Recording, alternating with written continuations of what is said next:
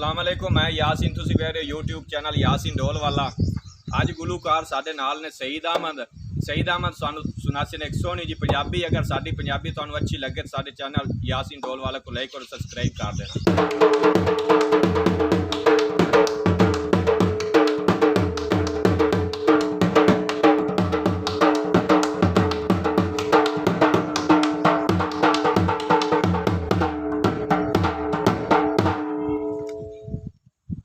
काला सूट जनाब नू बहुठांदा है, वाह वाह मोड़ टुरदा है बाई लमका के।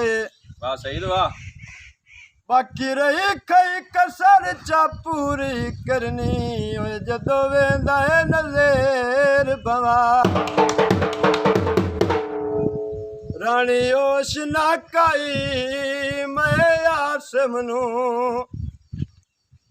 ज़ियारत करनी भी मुड़ जाके। अल्लाह पाक भी केडे करम कमैंदा है तेरे जे इंसान बना।